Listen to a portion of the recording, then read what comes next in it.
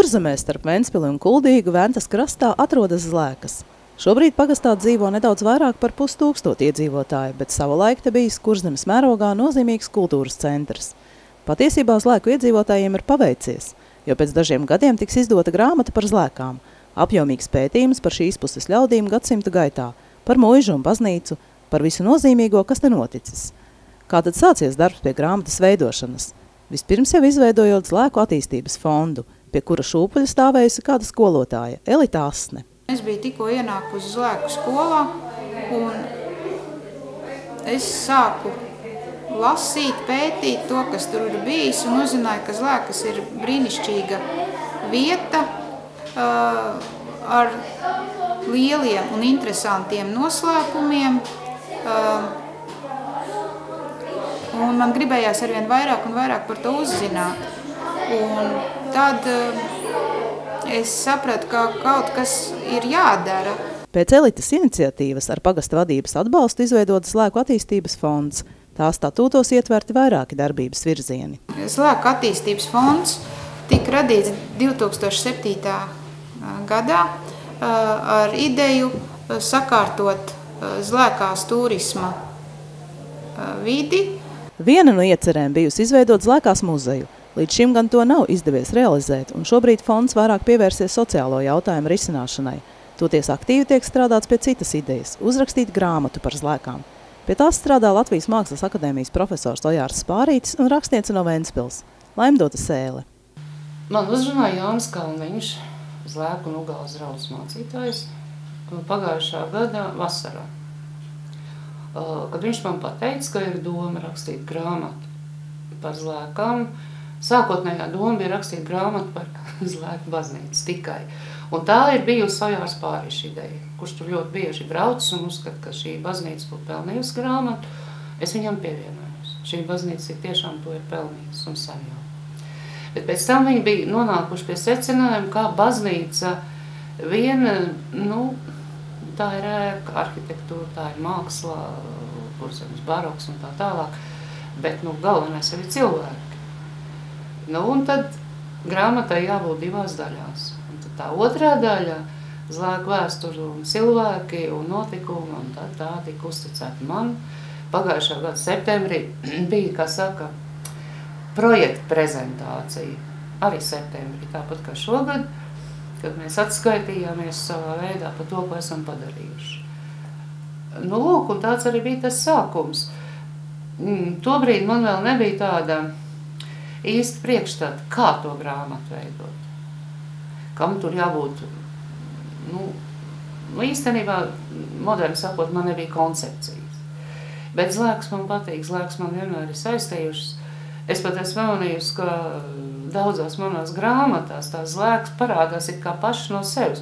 Un pēc tam es paskatos atpakaļ un brīnos ar Dieviņu atkal es esmu tās Zlēkas tur iepinos iekšā. Acīm redzot, kaut kas man saista šo vietu.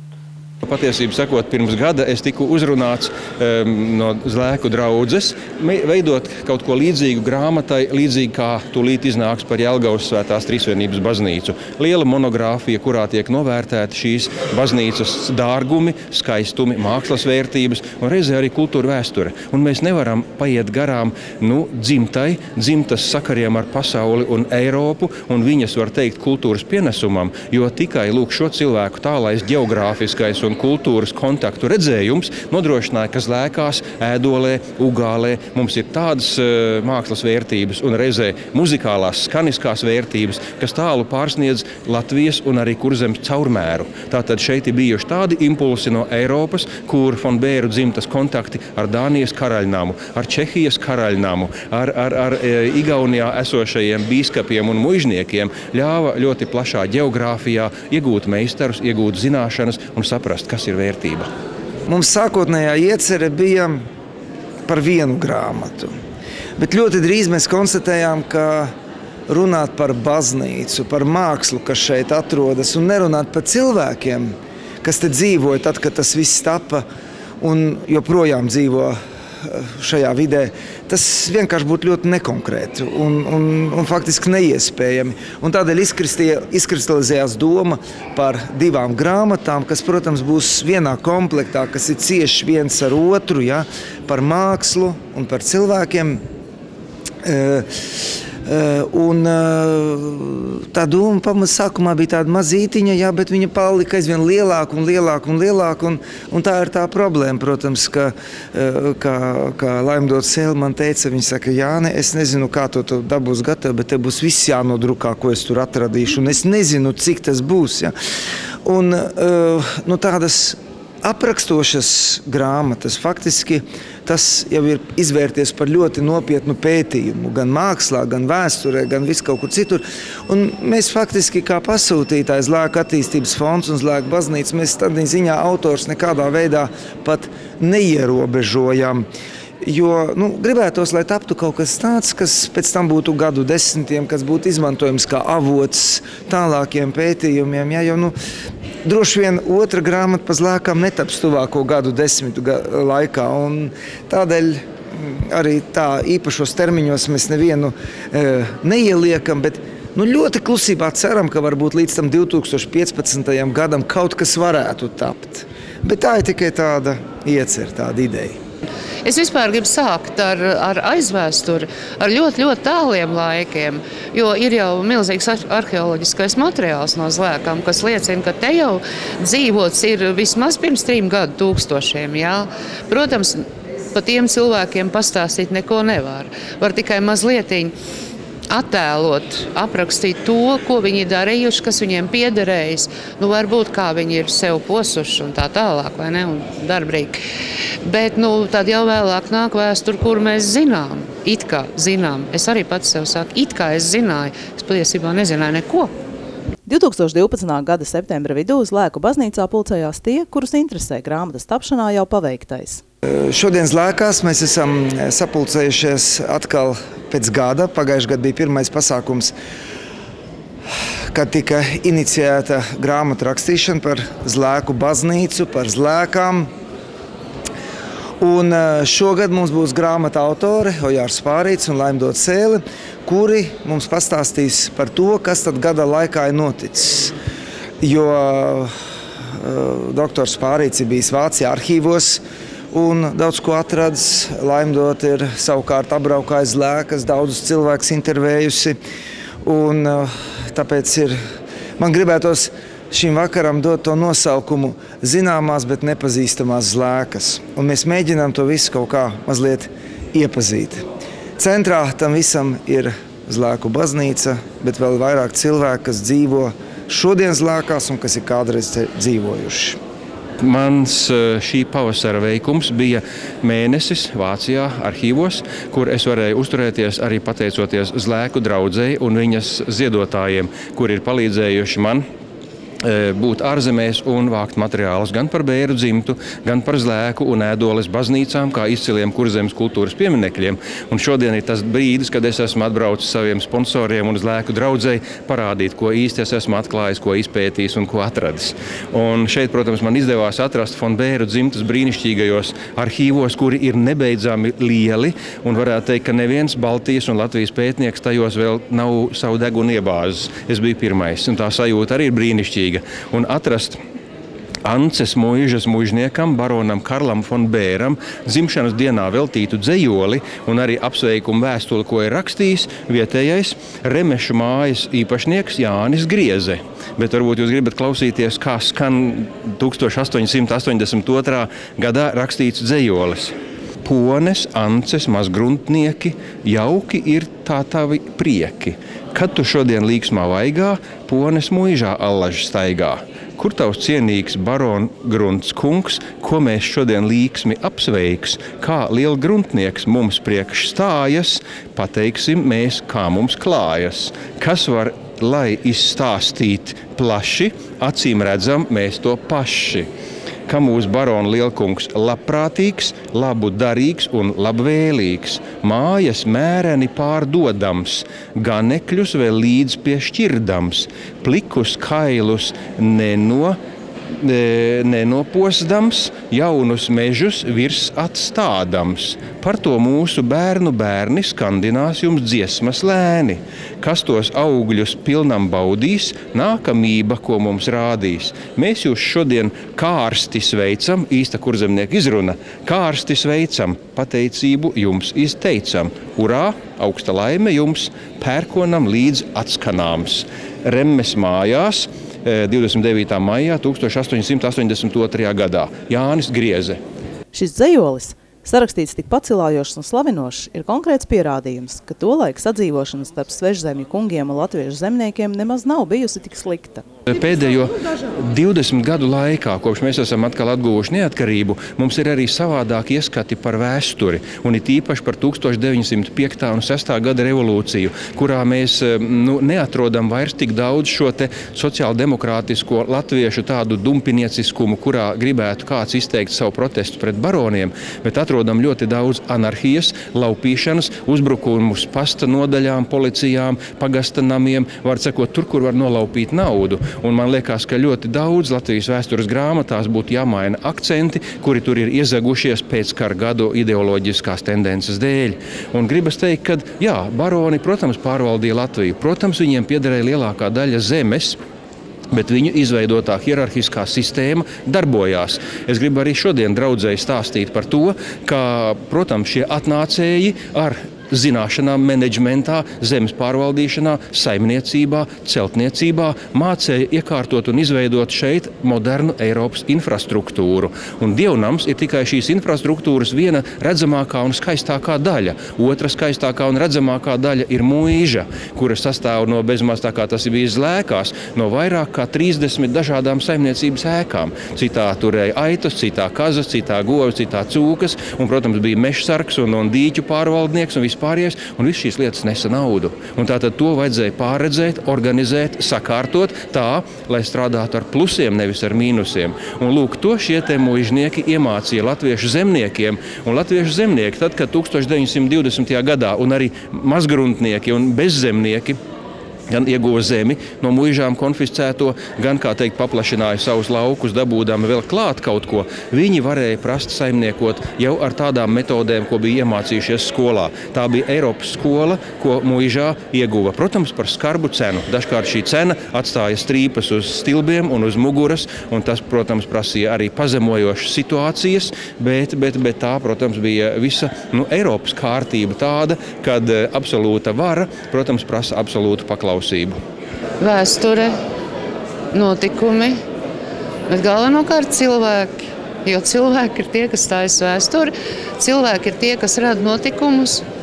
Un šeit ir bijis tik milz un daudz visa kā, ka es nezinu, jo katrā Latvijas pagastā ir bijis tik daudz, kas tādas drāmas, traģēdijas, tādi pacēlumi, tādas fantastiskas lietas, tad vispār jāsaka, ka Latvija ir viena milzīga dārguma krātuve, par kuru mums vispār pat nav ne jausmas. Jo to, cik šis novads ir brīnišķīgs, cik fantastiski cilvēki te ir dzīvojuši no seniem laikiem līdz mūsdienām, to es tikai tagad sāku uzzināt. Braucot šurp, es izskaitīju. Man šovasar ir bijušas 14 ekspedīcijas uz Lēkām. Tas nozīmē 14 reizes es braukus, 14 nedēļu laikā, katru trešdienu. Tas ir tikpat tā kā iziet no mājām, lai iet uz darbu, un es tā eju uz Liepājnieku. Uz 10-15, kas man atved līdz Dobējiem, un tālāk es kaut kā kuļos uz šejieni. Un tad es ķeros klāt. Es jautāju cilvēkiem visu kaut ko. Man prasīja, ko jūs īsti gribat zināt. Es teicu visu. Es gribu zināt pilnīgi visu. Es gribu zināt par dzimtām. Es gribu zināt par notikumiem. Man tikpat interesanti ir, teiksim, muižas ekonomika 18. gadsimtā, kā kolhoza rašanās periods. Idejas par grāmatas nepieciešamību pamatā ir Zlēku baznīca, kas gan šai celtnē tik unikāls. Tā celta pēc toreizējā Zlēku barona Karla von Bēra pavēles un pabeigta 1645. gadā. bet mums šajā baznīcā atrodas arī soli, kas ir krietni vecāki par šo baznīcu, tā kā skaidrs, ka te ir bijusi arī cita baznīca senāka, par kuru gan mums ir tikai nostāsti, pagaidām nav tādu dokumentālu pierādījumu, un īsti precīzi arī vieta nav zināma, tikai tā aptuveni. Un Zlēku baznīca ir unikālā to, ka tas ir vissenākais, oriģinālais interjers Latvijā. Ņemot visas baznīcas, pilis, Zlēkas ir vissenākais. Un tas brīnišķīgākais ir tas, ka gadsimtu gaitā šai baznīcai neviens nav uzdrošinājies pieskarties ar kādu otu, ar kādu pindzeli, un to visu, kas šeit ir, šī brīnišķīgā polichromija, tā nav tikusi pārkrāsot. Mēs esam redzējuši, kā citur, pieņemsim, Jaunpils baznīcā ir pārkrāsots un vecais krāsojums noņemts, un vēl šur un tur ir bijuši tās vēlēšanās, ja? Bet Zlēkas tas ir kaut kas tāds, kas ir saglabājies, un pēc 3 gadiem mēs svinēsim šīs baznīcas 370 gadus, un mēs tiešām esam ļoti priecīgi, ka mums šī baznīca ir. Plus, ka tā ir kā interjers saglabājies, šeit ir vislabāk saglabātās Kurzemes mužnieku kapenes. Arī tās gan cilvēki, protams, neredz, bet viņš šeit ir arī apakšā.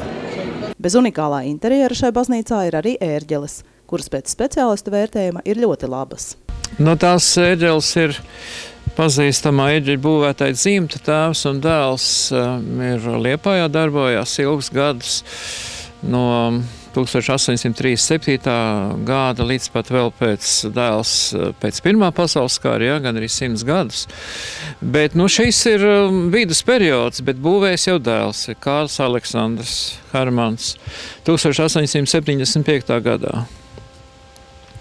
Un pirms tam ir bijušas arī ērģeles, un tās ir ap 1650. gadu ir būvētas. Tātad stāvēja gandrīz 225 gadus, un kamēr uzbūvēja jaunas ērģeles. Un viņām ir 20 balsis, 2 manuāli, bet tiešām skanīgs instruments un viens no Kārļa Aleksandra Hermana labākiem darbiem. Ir būvētais Jānis Kalniņš, kurš ir daudz ērģeles atjaunojis, restaurējis un ir būvērdēls, bet viņš arī uztur viņas ļoti labā kārtībā. Viņas vispār, kas ir mūsu lauku baznīcās, viens no tām ērģelēm, kurš kā paraugs varbūt citām baznīcām vai citām draudzēm, kādā kārtībā jābūt ērģelēm. Tas ideāls, uz kuru var tiekties vienkārši. Arī mācītāji Zlēku draudzē bijuši ievērojami. Kaut vai 1745. gadā dzimušais Hermanis Frīdriks Dullo, kurš bijis arī žurnāla Latviska gada grāmata līdzstrādnieks. Savukārt 1805. gadā dzimušais Georgs Bitners 1844. gadā laida klajā pirmo bagātāko latviešu tautas dziesmu krājumu, kura nosaukums Latviešu ļaužu dziesmas un ziņģes. Krājumā ietvertas 2854 dziesmas. Abi šie cilvēki dzimuši Zlēku mācītāju mūžā, kura saglabājusies līdz mūsdienām. Mācītāju mūžs šobrīd izskatās labi, es teikšu tā salīdzinājumā ar daudziem citiem vēsturiskajiem Zlēku objektiem. Piemēram, mūža, kas saka, tur vispār komentāri liektāji, drupu kaudzes, kas ir ieaugusi krūmos un kociņos, šalkas, bijusī barona medību māja, pēc tam mežniecība. Mājīt kā vēl turas, bet es neteikšu, ka es jūtos iepriecināti, ka es tur visu skatījos. Kas attiecas uz mācītāju mūžu, tad tur skatījums var būt diezgan optimistisks. Acīm redzot, tur ir ļoti labi saimnieki, kas tur šobrīd dzīvo iekšā, un kas uztur kārtībā nevien pašu veco ēku, bet arī apkārt. Tur nav ne brikšņu, ne čukšņu, tur skaisti zālienes, tur ir ziedi, tur viss tā kā vajag. Bet par mācītāju mūžu ir pieejams brīnišķīgs dokuments, pat ne dokuments, tas arī ir memoāri, ko es sarakstījusi mācītāja Bitnera jaunākā meita Lizete, uzvārdā Harmsena. Un sarakstījusi viņu to ir, man liekas, 20. gadsimta pirmajos gados, kā atmiņas stāst pa savām bērnības dienām un gadiem un vietām. Nav daudz senu ēku, par kurām saglabājušās šādas detalizētas literāras liecības.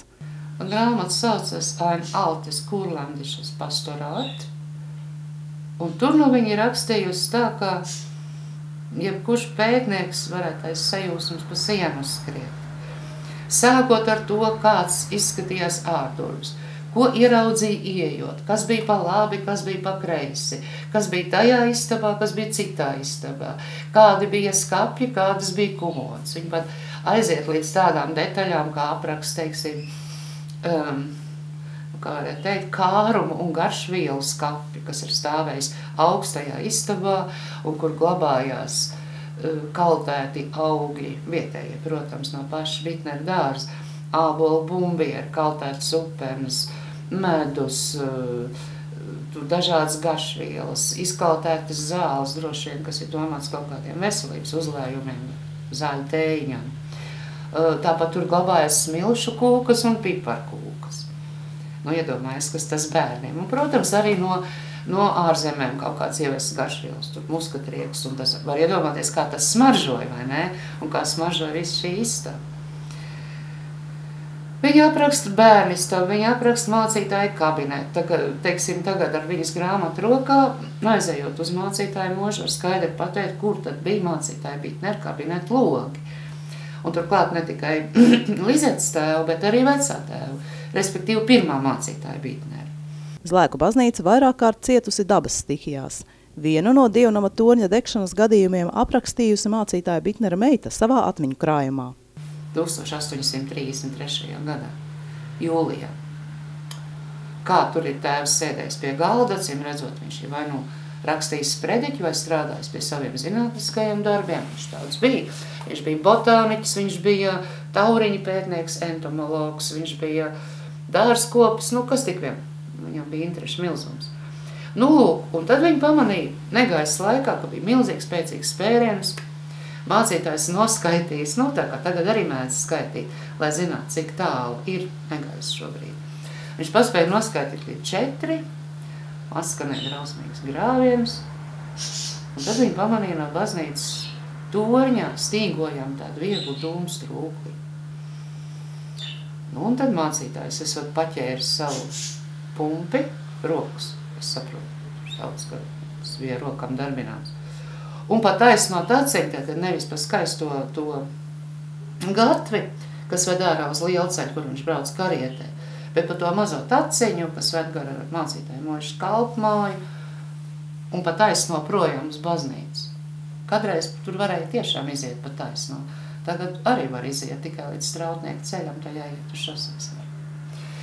Nu, lūk, bet viņiem neizdevās neko saglābt, jo tajā brīdī, kad viņi jau meiti pieskrējuši klāt, viss tas jau ir sabrucis, un gāzies lejā tāds par, ka esot pat sašķēdījis kādu kaplāks un tur apakšā. Bet, nu, laimīgā kārtā ne jau uz baznīcas jumta, līdz ar to tas palika neskarts, un arī cilvēki neciet. Nu, un tad pēc tam 34. gadu vēlāk uzbūvēja to mazo struko torni, kas tagad tur ir. Bet tas, kas gāja bojā, nu, tas ir bijis varens skaists tornis. Baznīcas tornis dedzis arī iepriekš, un tas noticis laikā, kad Zlēkās valdījis Ulrichs van Bērs. Te nedaudz jāatkāpjas pagātnē, jo šī spilgtā personība ir pelnījusi plašāku aprakstu. Ulrichs van Bērs dzīvis 1669. gadā. Man liekas, viena no viskolorītākajām personām visā tajā, vismaz Zlēku bēru dzimtā, jo tur bija vairāk nozarojumu. Tur bija ēdols bēri, popes, nu, ar Zlēku. Nu, vispār jau viņš piedzima tādā trakā laikā, tas ir 17. gadsimta otrā puse, vēl lieli juku laiki, Zlēku mūžas skaistās kāda, nu, viņi pastāvēja vairāk nekā 200 gadu, tās vēl nav, tur ir tikai kāda neliela divstāva mājiņa un visādas saimniecības ēkas. Un viņš kā jau tā laikā, nu, aristokrātu dēliem pieklājas dodas izglītības ceļojumā pa Eiropu. Viņš apceļo Prūsiju, viņš apceļo Poliju, viņš apceļo Vāciju, viņš pat aizceļo līdz Holandei, un tur, acīm redzot, Holandajā laikā karo Francija. Un tur ir kāds no viņa tuviniekiem, tālākiem vai tuvākiem radiem, jo toreiz jau jaunieši ceļoja kopā ar ieteikumu vēstulēm. Tas bija ārkārtīgi svarīgi. Nu, viņam tur iedod virsnieku pakāpi, iedod pulku, kas saka, lai viņš arī izmēģina karlaimi pret frančiem. Zlēku jaunajam baronam šajās cīņās gan nav veicies, viņa pulku sakauja, bet viņš savu laimi grib izmēģināt vēlreiz. Nu, viņam vajadzētu it kā braukt mājās, bet viņam viņš neatlēdīsies, un viņš atsūta tur cilvēkus no turienes uz šejienu, uz Kurzemi, pareizāk sakot, uz tām pašām Zlēkām, jo es šaubos, vai kāds cits mužnieks viņam būtu devis savus zemniekus, vai ne? Savākt karavīrus, savākt jaunu pulku. Nu, pulks tajā laikā nebija tūkstošos, bet simtos, nu, teiksim, kāds 200–300 puišu, kas arī notiek.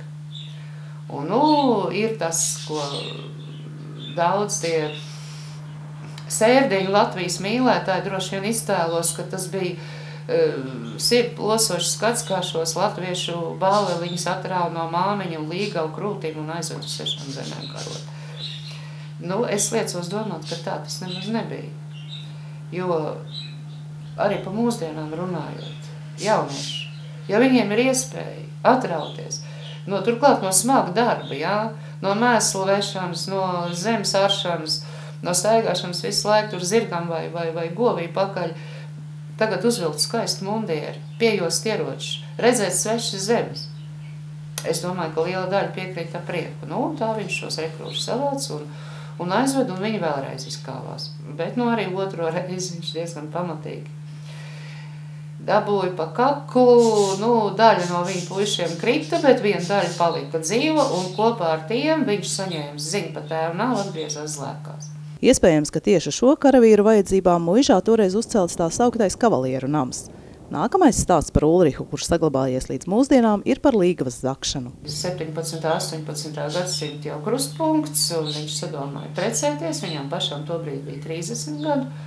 Un noskatījis viņš bija kaimiņa barona Zakena meita Kristīna Elizabete, kam gan tobrīd bija 17, bet, kas acīm redzot, bija viņā arī ļoti ieskatījusies. Vai viņš bija pats ļoti izskatīgs, vai viņš bija vispār šarmanta personība, un arī, kā zināms, meitenēm patīk trakulīgi puiši. Es domāju, ka tas arī pirms 300 gadiem tā bija. Protams, barons negribēja Zakens atdot savu jauko eņģelim līdzīgo meitiņu šitam te trakulim, kurš pa 6 zemēm izkarojies, izplosījies. Bet, viņš izstrādāja tādu plānu. Es domāju, ka viņš pakonsultējās ar saviem kurzemnieku puišiem, kas viņam teica, ka var tak līgavu nozagt. Jo, kā zināms, Latvijā arī pie latviešu sentautām, kuršiem un latgaļiem līgavu zakšana bija visparastākā būšana. Ar savu rekrūšu, savu junkuru palīdzību, Zakens zinās pakaļ, puiši aizzāģēja tiltu balsts un pielāja uguni, un kamēr vecais meklēja iespēju pārkļūt zirnavupītei, tikmēr pēc iepriekšējas vienošanās ar mācītāju viņi jau ir salāvāt, un tā viņi sāk savu dzīvi. Protams, viņiem negāja viegli, tāpēc, ka 18. gadsimta sākumā mēs zinām, kurš vienmēr plosījies lielais mērs. Zlēkas zaudēja milzu un daudz cilvēku. Ulriks ar Kristīnu zaudēja vairākus bērnus, man liekas 4 vai 5, viņiem bija daudz bērnu. Un te mēs nonākam pie Kristīnas dzimšanas dienas, laikam, ja es pareizi saprotu, tā varētu būt viņas 30. dzimšanas diena. Gribēdams pārsteigt sievu, barons liek pilnīgā slepenībā izkalt Muižas kāpnē margas. Jaunā muiža ērti gatava. Un droši vien mīļotāja sievai pa priektāju nokrāsot rozā. Vai mēs varam iedomāties? Bet viņa bija rozā, ar baltām logu un durvju apmalēm, un kāpnes arī ir uztaisīts, tikai margu nav. Un tad šīs margas ir dāvana Kristīnai dzimšanas dienā. Tāpēc arī tik slepeni atvests no kaut kurienes ārkārtīgi meistarīgs kalējs, tāpēc arī smēdenē vienām nebija atļauts ieiet, tāpēc arī šo vārdu, kas tur vispār neviens mutē nedrīkst ņemt. Tam bija jāpaliek noslēpumā. Un tāpēc arī viss šīs nokaltās detaļas, kā teikās, pilnīgi precīzi pateikts. Neviena no tām nenes sārā un nelika pie trepēm. Tās viss smuki lika kaktā. Un tad vienā naktī, pirms Kristīnas dzimšanas dienas, visam bija jābūt gatavam uztaisītam. Es varēju domāties, kā viņi tur rāvās. Leģenda vēsta, ka Muižas kalpiem palīdzējis pats velns. Lai kā tur būtu. Šodien vienu no margu fragmentiem var aplūkot Ventspils Piejūras Brīvdabas muzejā, un tas uzskatāms par vienu no greznākajiem metāla kalumiem Latvijā no 18. gadsimta sākuma posma. Tepat netālu redzams sens pulkstenis, kurš arī nācis no Zlēku Muižas. Par Zlēkām leģendu ir bezgala daudz, tādēļ piedāvājam jums pēc nedēļas 17. oktobrī skatīties raidījumu turpinājumu.